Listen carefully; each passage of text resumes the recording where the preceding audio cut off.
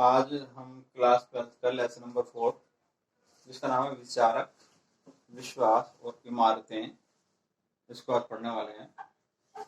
इसके अभी जो टाइम पीरियड है वो 6th सेंचुरी BC से लेकर 6th सेंचुरी AD तक है।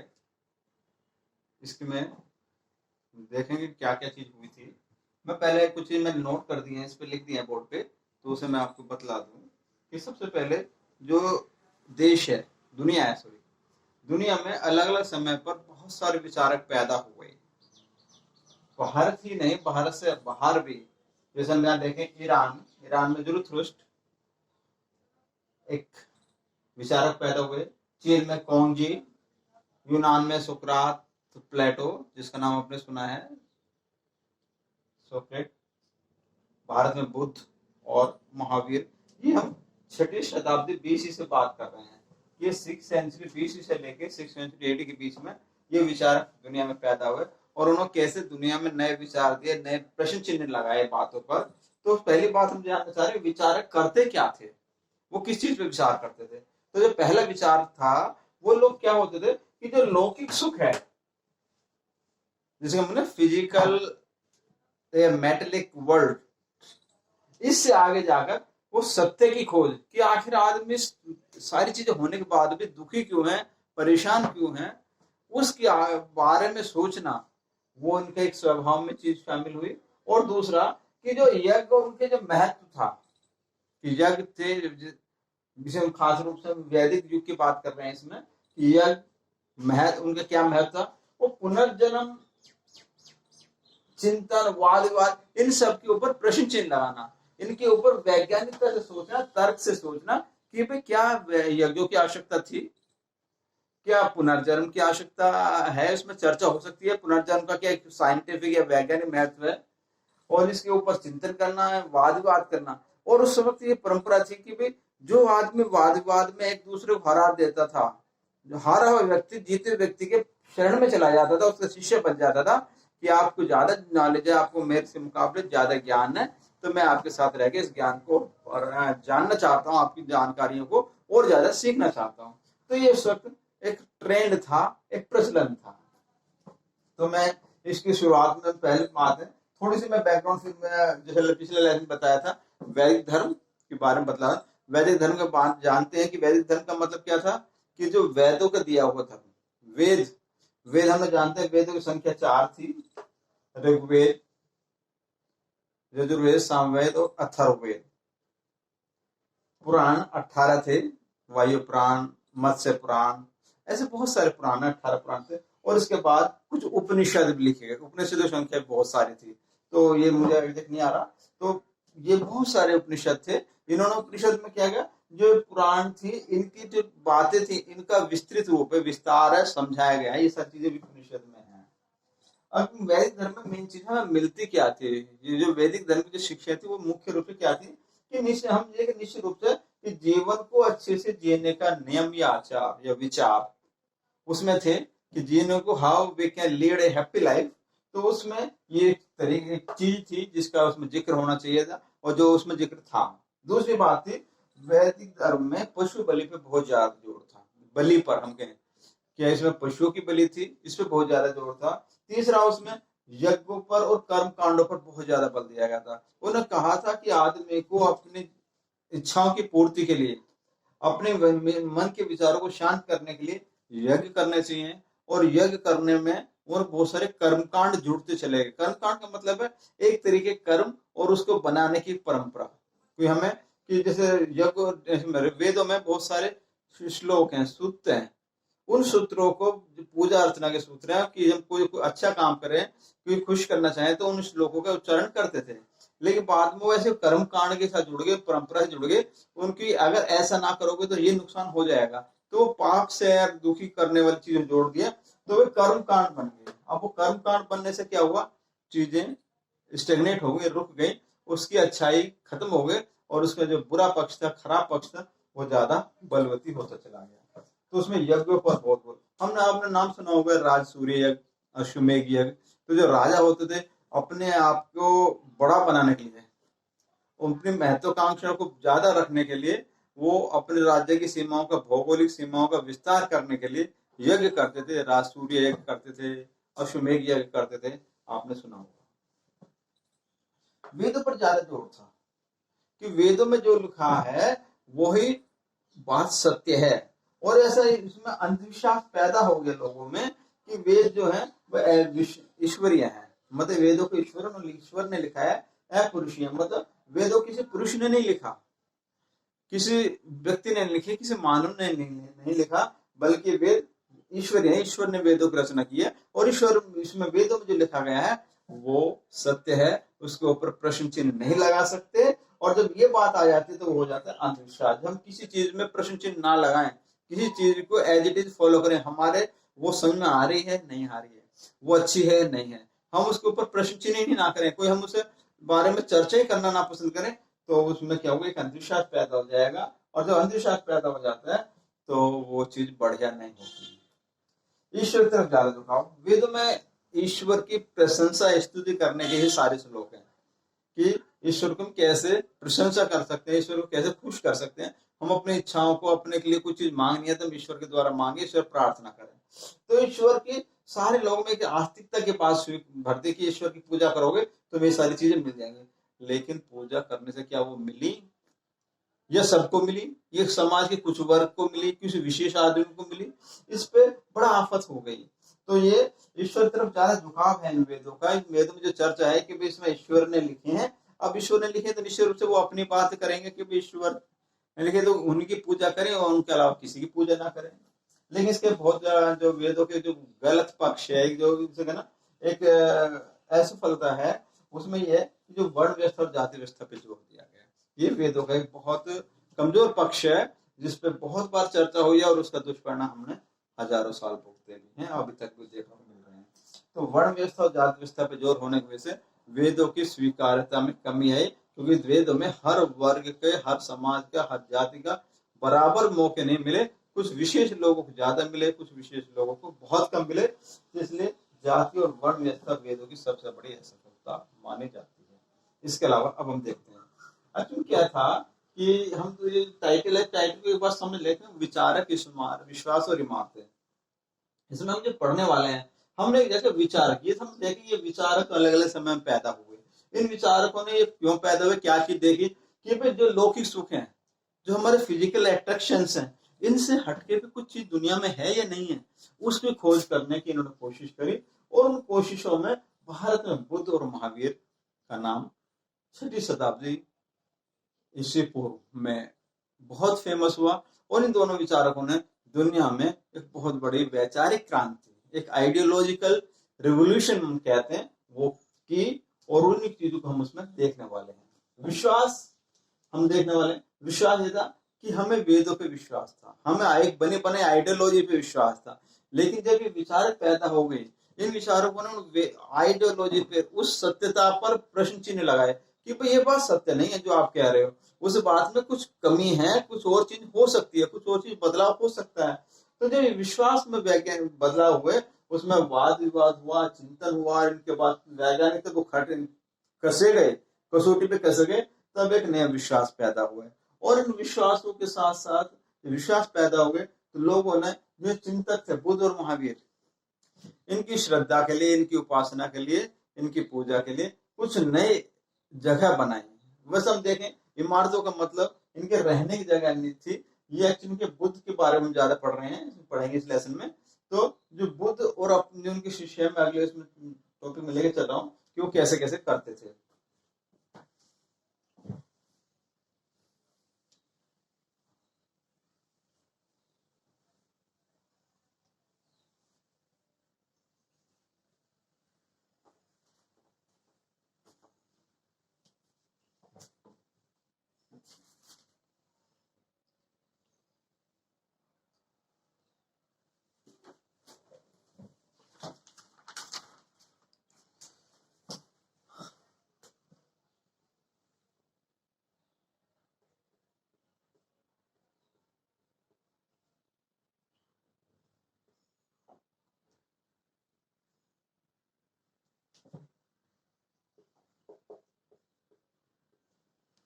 देखो, एक चीज का थोड़ा सा हम समझ लें कि जो सिद्धार्थ हैं, इनका जन्म कहाँ हुआ था?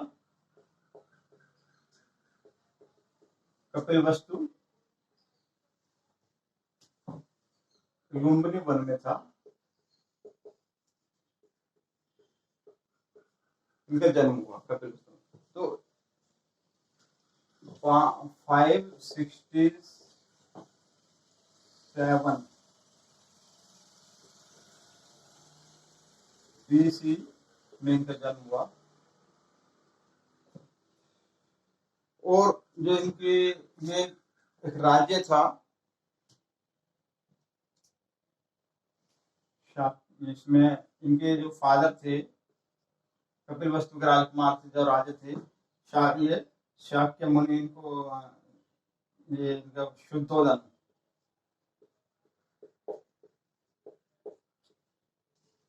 और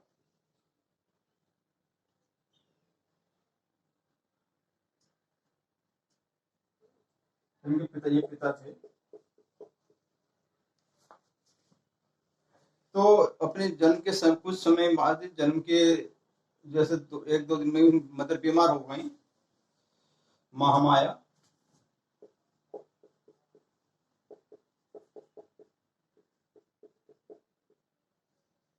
और इनकी बहुत मदर की डेथ हो गई। तो इनका जो लालन पालन था,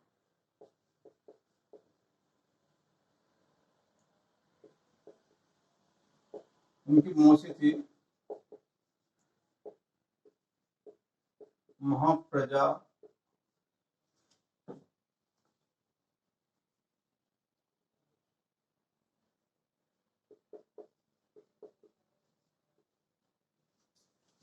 गोस्वामी। उन्होंने इनका लालन पालन किया, देखभाल की। वहीं से इनका नाम गौतम जुड़ा, गौतम से ही गौतम आया था, सिद्धार्थ गौतम। तो ये हुए। और अलग अलग स्वप्न है कि सिद्धार्थ ने जो बोधि प्राप्त की, उस बोधि प्राप्त करने की क्या प्रक्रिया थी। कुछ लोग कहते थे इन्होंने कुछ 3-4 घटनाएं थी, उन घटनाओं को देखा। ये राज्य में एक बार घूमने के लिए निकले अपने सारथी के साथ, तो वहां एक वृद्ध देखा, एक बीमार देखा, एक डेड बॉडी को देखा, एक साधु को भी देखा कि वृद्ध आदमी का जो बूढ़ा हो जाएगा, जवानी खत्म हो जाएगी तो बूढ़ा हो जाएगा, बूढ़ा होने के बाद उसमें बहुत सारे रोग हो जाएंगे, रोग होने के बाद में उसकी मृत्यु हो जाएगी। ये सारी जीवन की घटनाओं को उन्होंने देखा, वहां महसूस किया, तो उनका मन बड़ा द्रवित हो गया। वो साधु भी देखा उन्होंने कि साधु बड़ा जंगल में जा रहा था, बड़ा खुश था, कोई बेफिक्र था, कोई टेंशन नहीं, कोई चिंता नहीं। तो उन्होंने सोचा कि ऐसे जीवन में ऐसी समस्याएं हैं, आदमी ये तो क्यों दुखी है। तो उस दुख से, जो दुख है कि आदमी बुढ़ापा भी आएगा, जवानी के बाद मृत्यु भी होगा, बीमार भी होगा, ये सारी घटनाओं में उनका मन दुखी हुआ।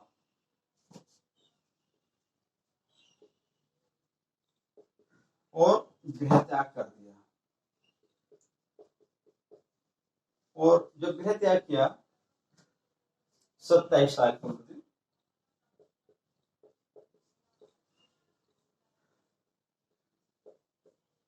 27 वर्ष की उम्र में गृह त्याग कर दिया। और गृह त्याग करने के बाद में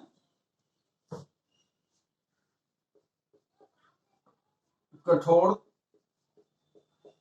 तपस्या शुरू कर दी।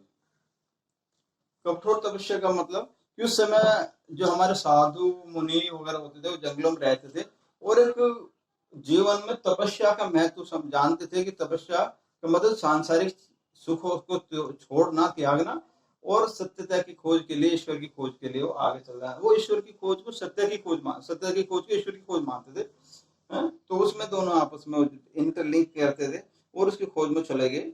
लेकिन कुछ समय बाद उन्होंने कठोर तपस्या छोड़ दिया। और छोड़ने के बाद में एक नदी थी,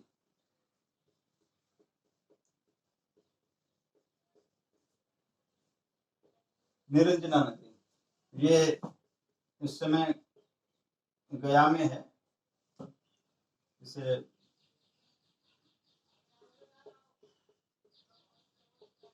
बोध गया। वहां पे इस नदी के किनारे फिर से तपस्या करने लगे, और तपस्या करने के लिए इन्होंने मध्यम मार्ग अपनाया।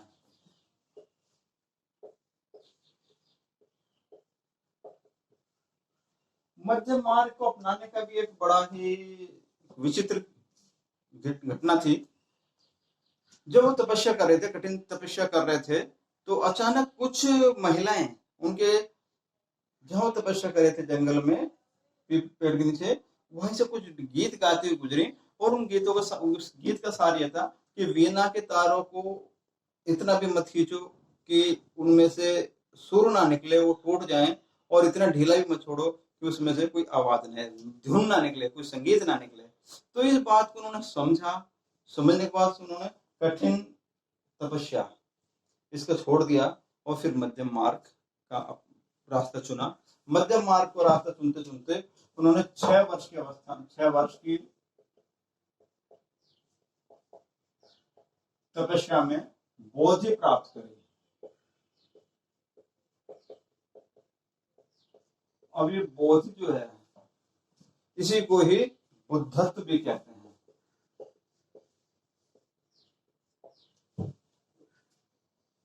अब बुद्धत्व क्या चीज थी कि उन्हें बोधि मिल गई, ज्ञान, उन्हें बोधि, बुद्धत्व या ज्ञान कहते हैं, प्रज्ञा भी कहते हैं इसको।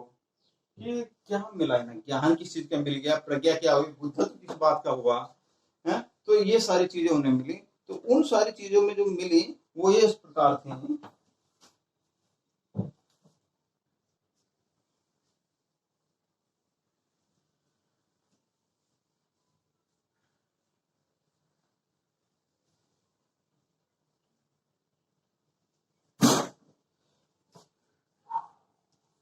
उन्होंने जो बुद्ध ज्ञान मिला,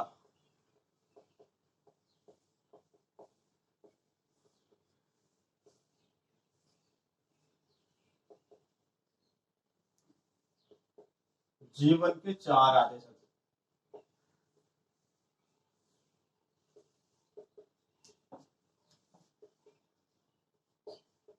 इनको हम जीवन के 4 आर्य सत्य मानते हैं। जो बोधि थी, वो पहला था कि जीवन में दुख है। दूसरा था इस दुख का कारण है, कि इसकी कोई तो खोज में निकले थे वो, कि भाई आखिर है क्या। और दुख का निवारण है।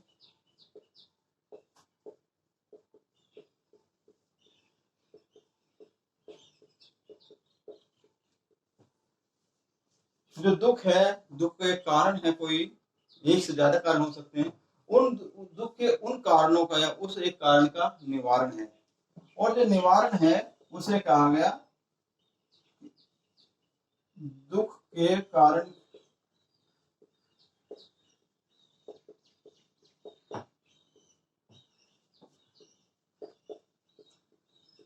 दुख के जो कारण थे, दुख के कारणों के निवारण मार्ग, कि भाई एक रास्ता है। ये दुख है, इस दुख के कारण जो है उनका निवारण हो सकता है, और वो रास्ता था अष्टांगिक मार्ग।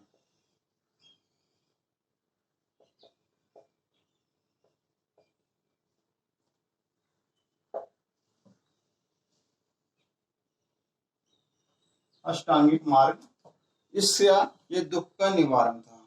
तो जो अष्टांगिक मार्ग है, उसे हम अष्टांगिक मार्ग को हम देखते हैं।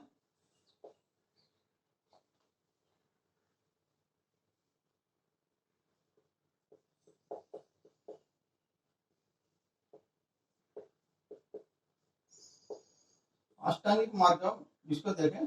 अष्ट माने 8, अंगिक माने अंग, जिसके 8 अंग हैं।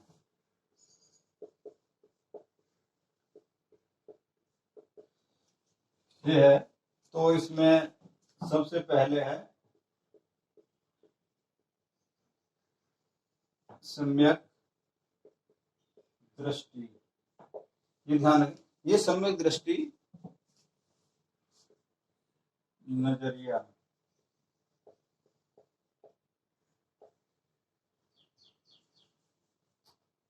प्रज्ञा भी कहते हैं इसे। अब ये प्रज्ञा जो एक धार्मिक टर्मिनोलॉजी है, धार्मिक चीज है, उसे कोई ज्यादा डीप में जाएंगे तो समझ में आएगा। लेकिन सम्यक दृष्टि का मतलब है किसी चीज के बारे में एक विजन देखना, परफेक्ट नजरिया देना, चीजों को अपने नजरिए से, अपनी सोच से देखना। सम्यक संकल्प, दूसरा। तीसरा सम्यक वाचा, चौथा सम्यक कर्मान,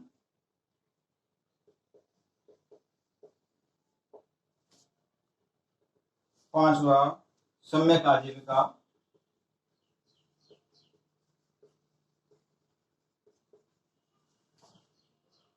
छठा सम्यक व्यायाम,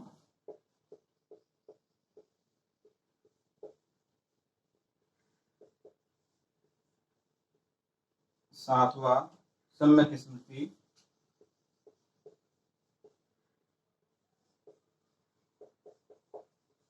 और आठवां सम्यक समाधि।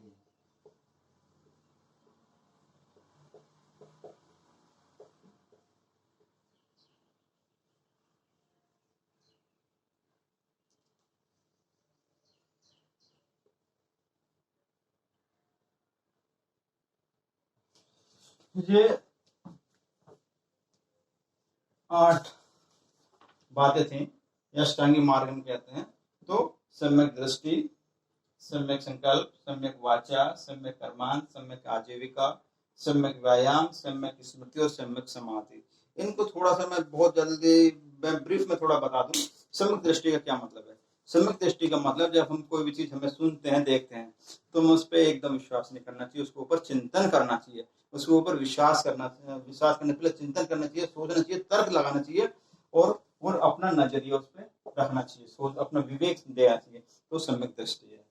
दूसरे सम्यक संकल्प, हमें किसी काम को कर रहे हैं तो हमारे ऊपर जो संकल्प है, जब हम कोई चीज को तर्क पे ले जाते हैं तो उस काम को करने के लिए संकल्प हम पैदा करते हैं कि ये काम को मुझे कैसे करना है, कितने तरीके से करना है, वो हमारा संकल्प होता है। सम्यक वाचा, हम जब बात करते हैं तो हमारी जो वाचा है, वाणी है, वो बड़ी सम्यक होनी चाहिए, परफेक्ट होनी चाहिए। बोलते समय, कहते समय, सुनते समय हमारी वाणी का बहुत प्रभाव होता है। अगर हम वाणी के माध्यम जैसे हम किसी को बोलेंगे, उसका प्रत्युत्तर में, उसके रेस्पॉन्स में वैसी चीजें हमें मिलेंगी। अगर किसी को हम गुस्से में बोलेंगे तो गुस्सा मिलेगा, प्यार से बोलेंगे प्यार मिलेगा, और नफरत से बोलेंगे तो नफरत मिलेगी।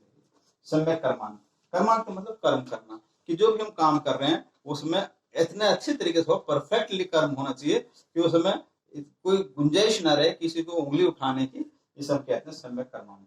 सम्यक आजीविका, हमारे आजीविका का मतलब है लिवलीहुड, कि हमें जीवन जीने के लिए जो कमाई चाहिए, जो अर्निंग होनी चाहिए, उसका तरीका ऐसा हो कि वो किसी को भी दुखी ना करे, कमाने वाले को दुख ना हो, खर्च उसे लेने वाले को दुख ना हो। तो जो हमारे कमाई के साधन है, हमारे जो आमदनी के साधन है, वो ऐसे होने चाहिए जिससे किसी को कोई नुकसान ना हो। सम्यक व्यायाम, सम्यक व्यायाम का मतलब कि हमें साथ साथ इन कर्म को करने के लिए कुछ ना कुछ हमें व्यायाम करने चाहिए। हमें शरीर को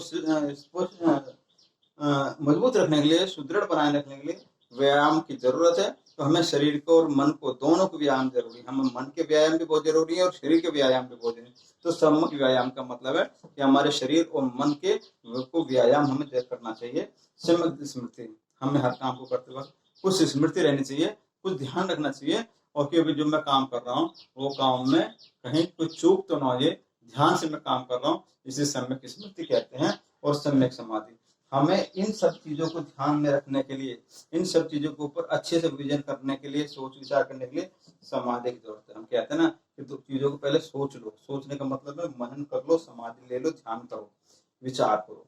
तो जो ध्यान का मतलब है सम्यक समाधि होता है, जमीन में घुस के मर जाना नहीं समाधि, बल्कि चीजों को शांत मन से, एकांत मन से उस समय के लिए एक तरफ जाकर के सोचना कि मुझे जो भी काम करना है उस समय कैसे करूं। हमने कभी कभी देखा भी होगा, जब कोई घर में कोई टेंशन होती है, परेशानी होती है, तो जो हमारे सीनियर होते हैं वो कहते हैं अच्छा सब मुझे अकेले छोड़ दो, मुझे कुछ सोचने दो, इसके बारे में चिंतन करने दो। तो जब वो सोचते हैं तो इसे कहते हैं समाधि। अब अगले बात में आते हैं।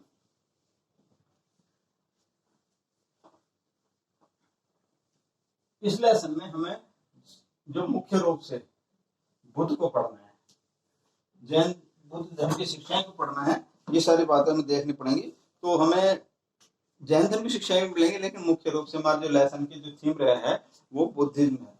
तो इसकी बौद्ध धर्म की शिक्षाएं क्या थी?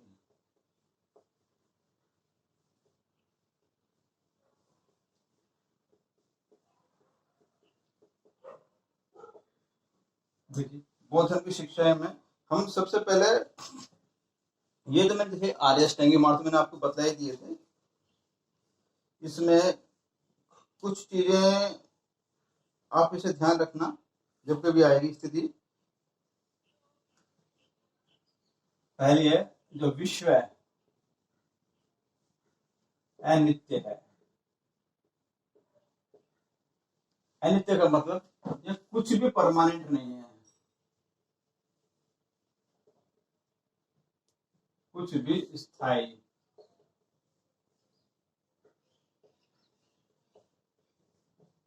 उसे कहते हैं अनित्य। नित्य माने परमानेंट, और जो अनपरमानेंट अस्थायी। विश्व अनित्य है, विश्व अनपरमानेंट है। इसमें दुनिया में जो भी कुछ है वो सब खत्म होने वाला है, सबका विनाश होने वाला है। तो पहली जो शिक्षा है वो तुम कहता है कि जीवन विश्व में ये जीवन में कुछ भी नित्य नहीं है। दूसरा है अहिंसा।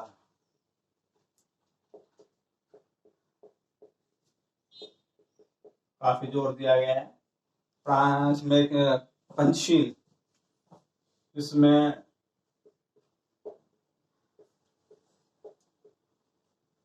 पंचशील में 5 शील हैं, 5 शिक्षाएं हैं। उस पर जोर है। जो पहली शिक्षा है पाणातिपाता वेरमणि, मैं प्राणी हिंसा ना करूं, अर्थात अहिंसा का पालन करूं।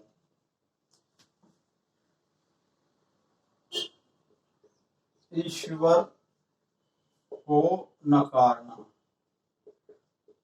बौद्ध धर्म ईश्वर को यकीन नहीं करता। बौद्ध धर्म ये नहीं मानता कि कोई ईश्वर हो सकता है। दुनिया की आविष्कार या मनुष्य का जो निर्माता है वो ईश्वर है, बल्कि वो ये मानता है कि दुनिया को ईश्वर ने नहीं बनाया। ईश्वर तो हमारी कल्पना है, ईश्वर को हमने बनाया है, मनुष्य ने ईश्वर को बनाया है। ईश्वर ने मनुष्य को नहीं बनाया, वो हमारी कल्पना है। तो ईश्वर को हम बौद्ध धर्म नहीं मानता है। वो कहते हैं कि जीवन का विकास हुआ है, पृथ्वी का विकास हुआ है, हर प्राणी का विकास हुआ है। विकास करते करते लाखों अरबों करोड़ों साल में वो यहाँ तक पहुंचे। तो जीवन को उसने कहा है कि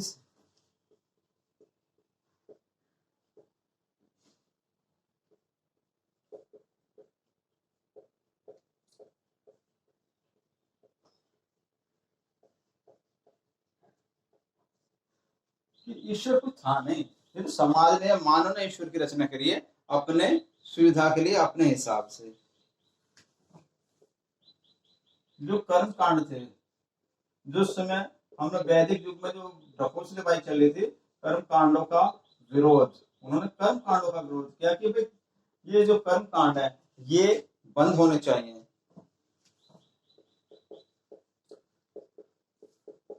समानता पर बल। हमने देखा है कि जो वर्ण व्यवस्था है, वर्ण व्यवस्था में 4 वर्ण बना दिए गए थे। तो जो शूद्र वर्ण था, उस शूद्र वर्ण को बिल्कुल समाज के सबसे निचले दर्जे का होने की वजह से उसे कुछ भी नहीं था। तो उसने कहा कि मनुष्य मनुष्य समान है, मनुष्य मनुष्य सभी समान। उसमें कोई भेदभाव नहीं हो सकता कि कौन राजा के यहाँ पैदा हुआ है, कोई गरीब के यहाँ पैदा हुआ है, कोई ऊंची जात में पैदा हुआ है, कोई नीच जात में पैदा हुआ है, किस वर्ण में पैदा हुआ है, ये हम उसको विभाजित नहीं कर सकते। हर आदमी समान है, उसे जीने का समान अवसर पाने का अधिकार है। इन्होंने बहुत बड़ा काम हुआ उस समय। जाति प्रथा, वर्ण,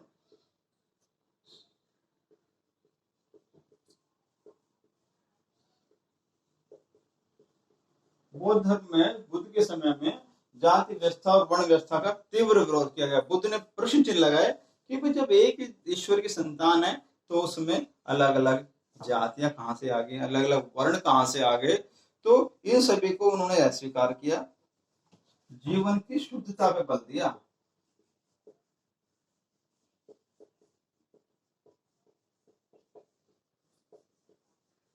शुद्धता का मतलब कि हमारा जो मन है, जो आचरण है, वो शुद्ध हो। अब ये तो नहीं हो सकता ना कि भाई मन में तो कुछ गलत चीजें फैला रखी हैं, हमारा व्यवहार दूसरे तरीके का है, तो वो तो नहीं चलेगा। कि भी हमारा मन और हमारा जो आचरण है वो दोनों एक से हों, जैसा हम मूसक हैं वैसे हम कर्म भी करें, हमारी कथनी और करने समान होने चाहिए। और इसलिए जीवन की शुद्धता पे, कि जीवन हमारा शुद्ध होना चाहिए, उसमें चोरी, कपट, दोष, झूठ ये सब ना हो। और जो जीवन का जो उद्देश्य है,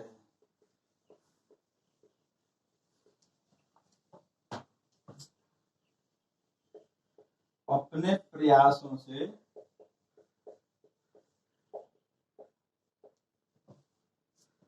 मुक्ति,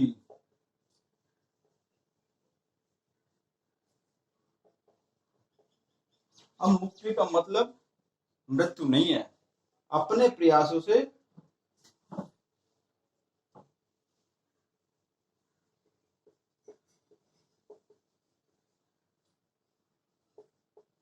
अपने प्रयासों से सदाचार करना, अच्छा आचरण करना,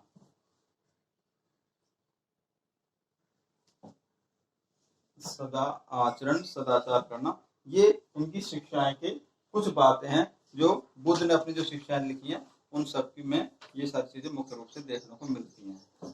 तो ये सारी एक बात हमें देख ली इसकी।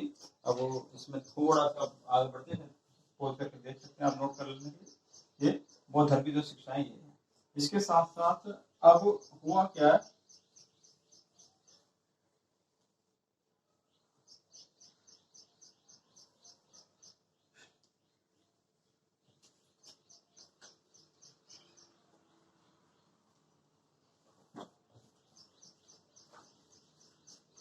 मैं